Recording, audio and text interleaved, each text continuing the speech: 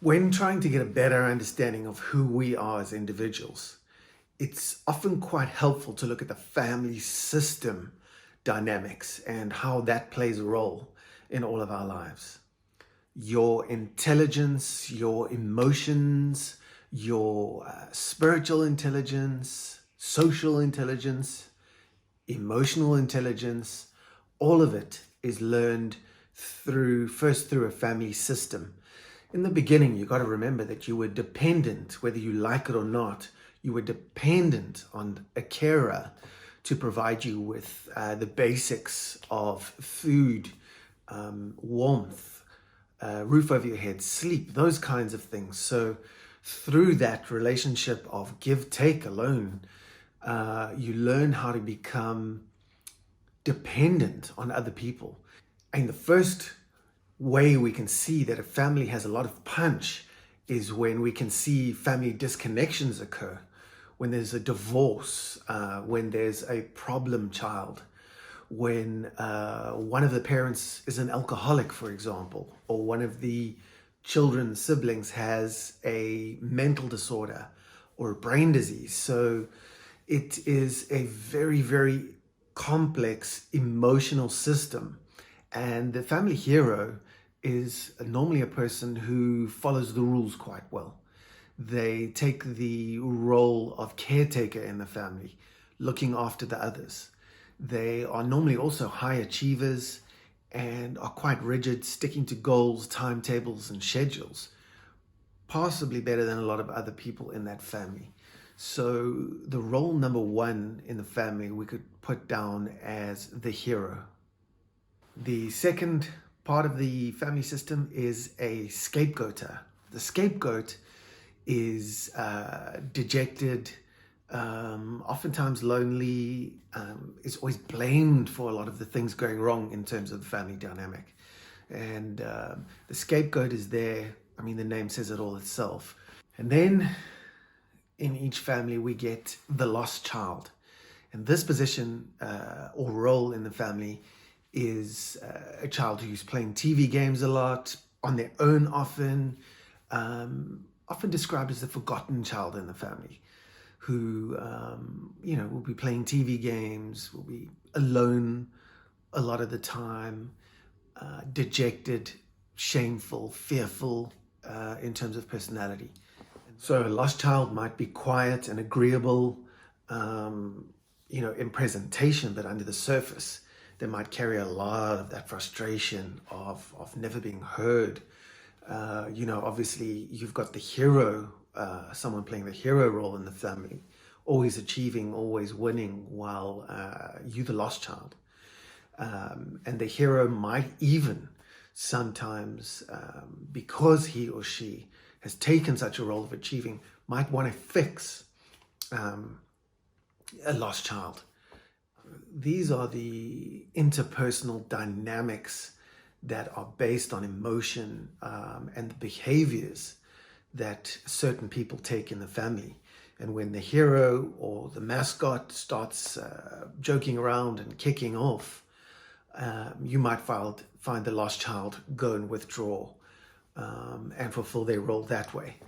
Even though someone might be bellicose and loud and boisterous, as a hero in the family, they might be left alone by the enabler. And I think the peacekeeper will always be trying to satisfy their own internal needs and create a sense of calm, homeostasis, which kind of works for a while. It really does. But it's going to wear thin. Each person must be their authentic selves, and these roles will fall flat sooner rather than later.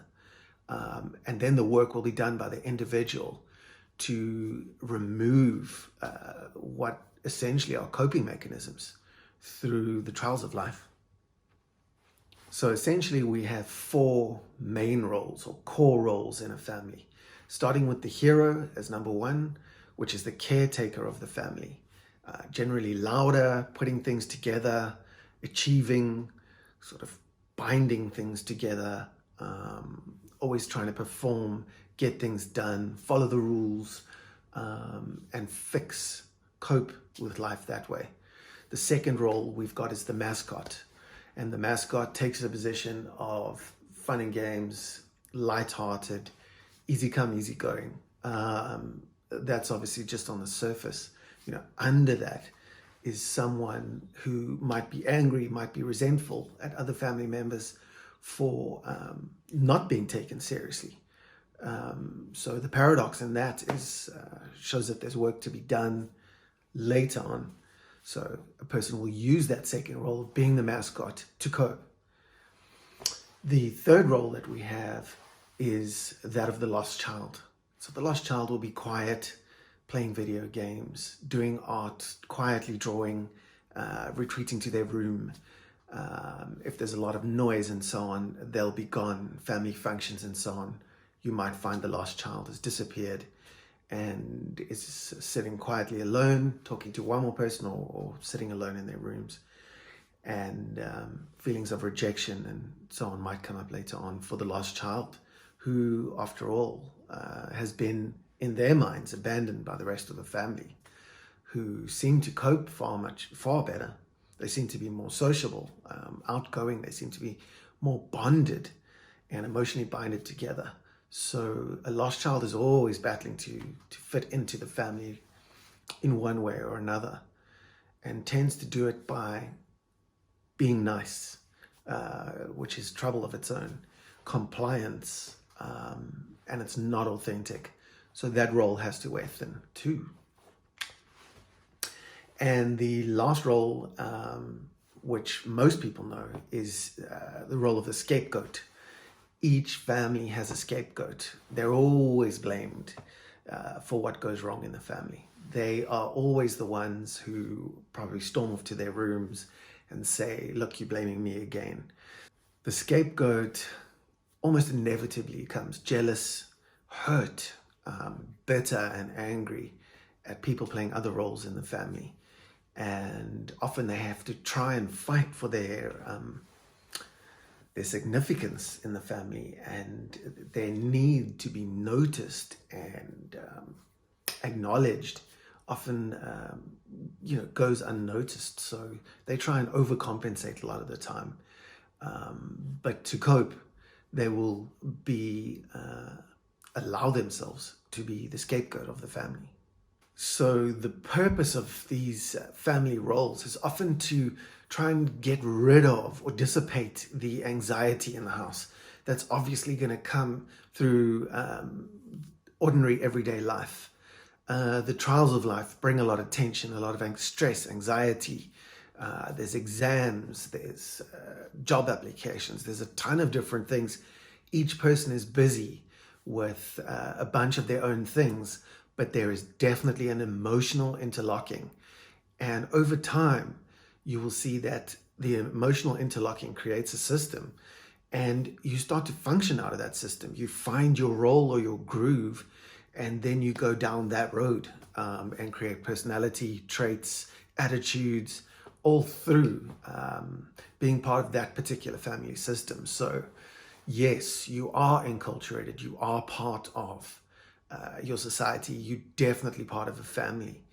And sometimes it takes some work as an adult to get out of the thinking that kept you sane and safe and in a functional role as a child. And then what we have in a family are three other roles that have come more to the fore. In the last few years, we kind of noticed the roles, especially in addiction treatment, of what we would call the chief enabler in the family. The chief enabler in the family is always sweeping things under the carpet. They are always taking the position of the rescuer and helping people to make excuses when they didn't go to work. They lie for the person. They manipulate. They don't tell much of the truth. A chief enabler will sometimes, although in quite a passive capacity, will often take over doing for other people in the family what those people can do for themselves.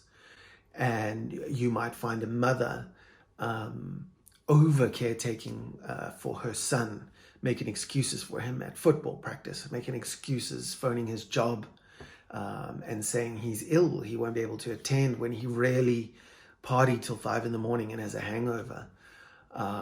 They do their schoolwork, assignment work for their children, and at the end, the chief enabler leaves other people in the family system feeling emotionally incapable of living life. And often, if not always, we have a enabler in a family who is looking after a victim or an addict, which brings us to position number 5. A victim in the family is a person who manipulates a lot. It is a position where you would always start to blame, finger point. It's your fault, it wasn't me. If they don't succeed, it's because of this person or that thing or that place. And at the end of the day, playing a victim role, as we know, is something that creates what we call the drama triangle. And being stuck in a drama triangle is something that can perpetuate and lead to a lot of life's problems. A drama triangle takes the 3 positions of the persecutor, the rescuer, and the victim, and creates what we would call drama. And that drama, which goes from each position right around, backwards and forwards, always changing place, changing space, it goes backwards and forwards, creating drama so that we don't really look at what's going on in the family. We don't look at the real emotions. We don't look at the dad who's the alcoholic, or the mom who's having an affair, or the lost child who's now become an addict. So once we get into persecutor, rescuer, and victim roles, we're into something a lot deeper. And these triangular roles are all victim positions that we need to get out of.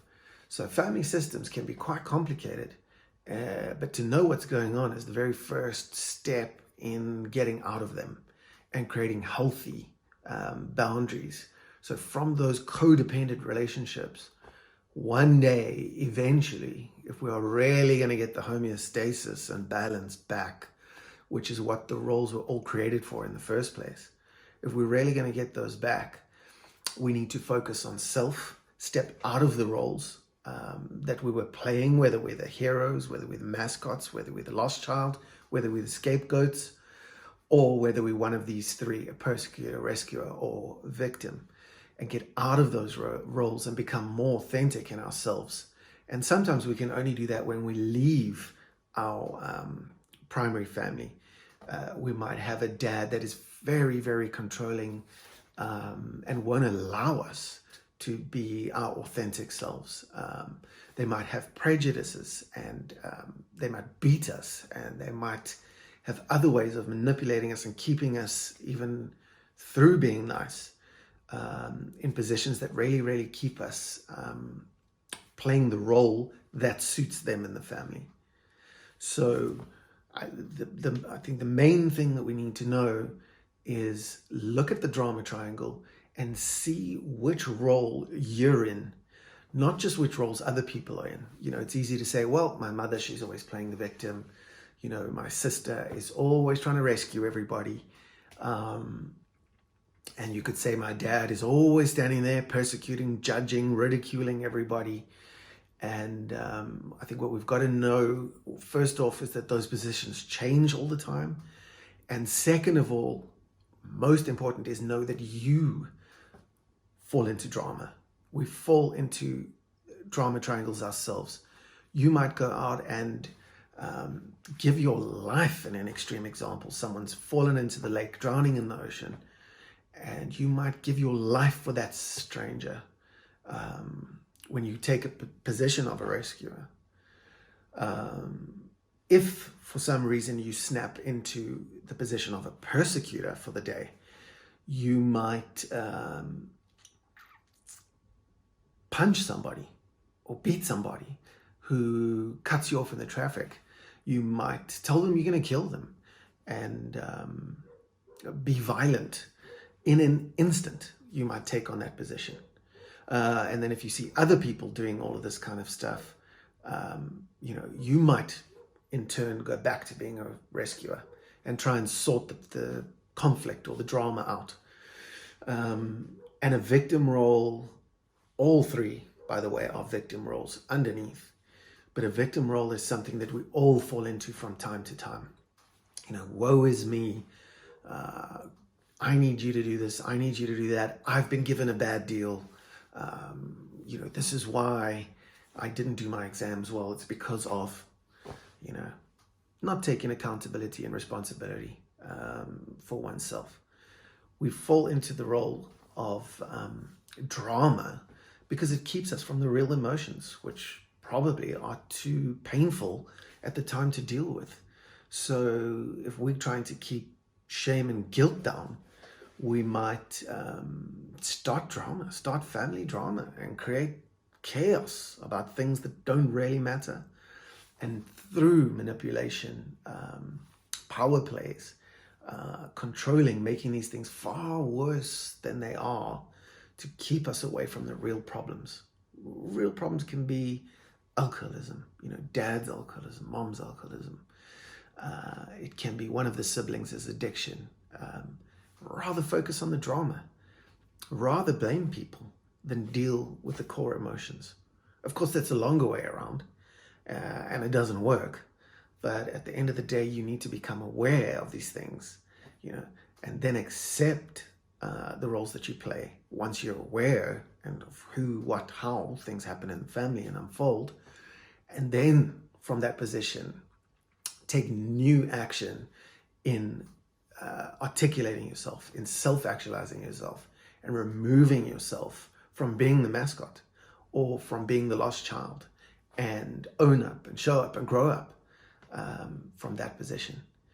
When we are not in one of these dramas trying to push negative feelings down, we can then allow the negative feelings to come up and then dissipate.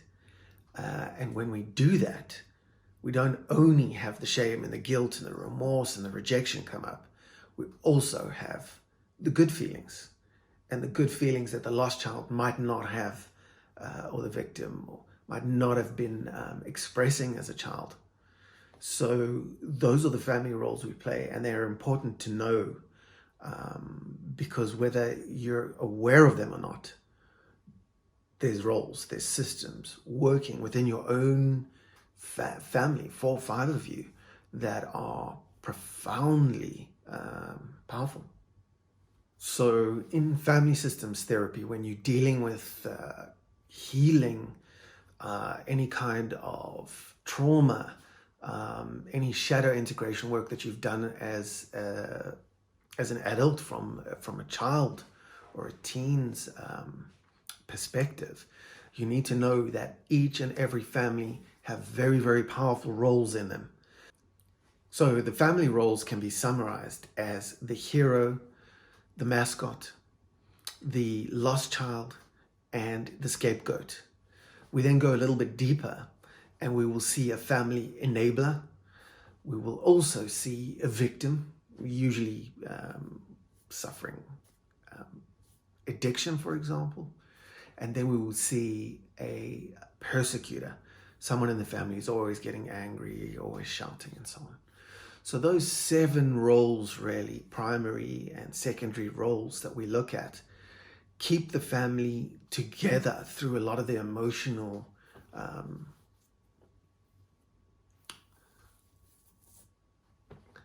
So these roles keep the family together through a lot of the tough stuff in life, especially helping us cope with the emotional side of life.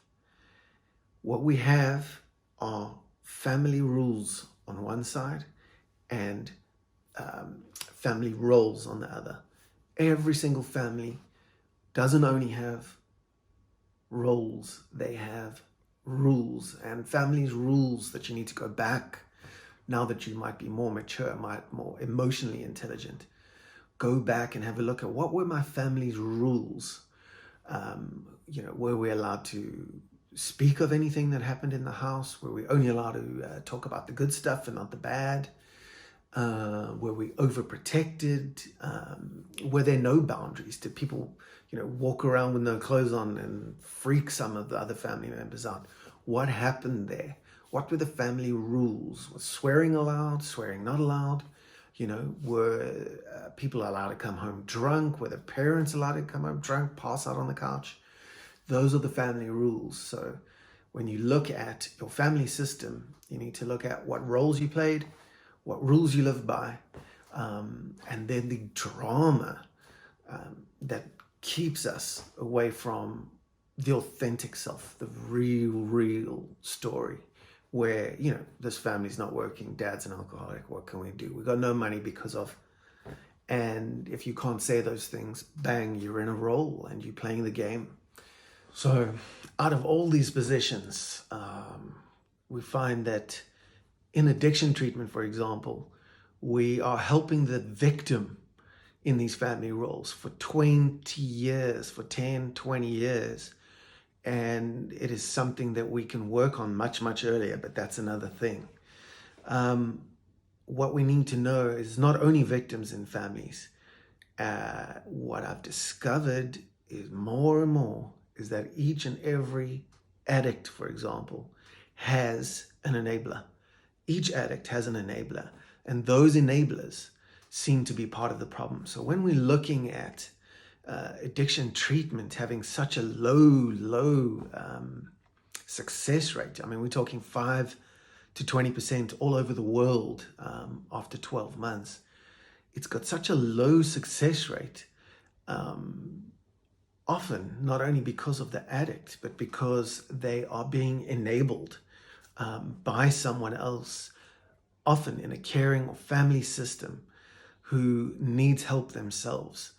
And what we need to start doing today is, instead of just sending the person out of the family system and into care themselves and then returning them back into that family system, is to actually look at each person in the family and help them therapeutically get better, self-actualize themselves.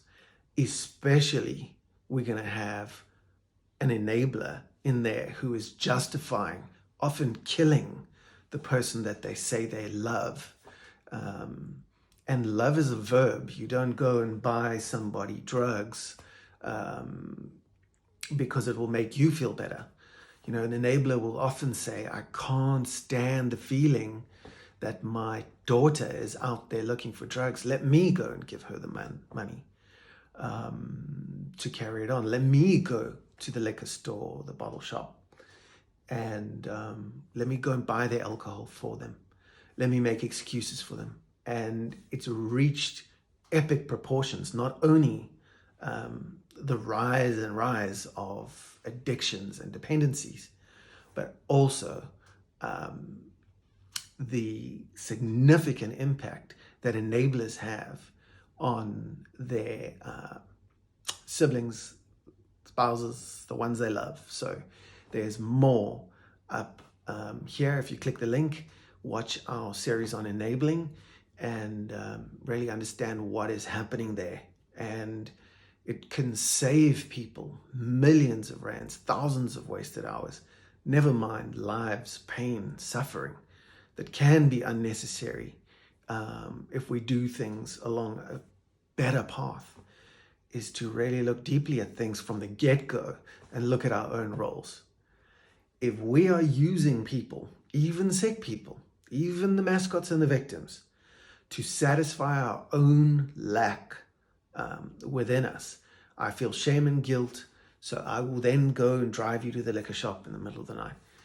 If I'm doing that, it has nothing to do with that person. That is good. So I become part of the problem and definitely not part of the solution. So that's where the addiction topic needs to go today. Far more to the system that has created and definitely sustained the problem.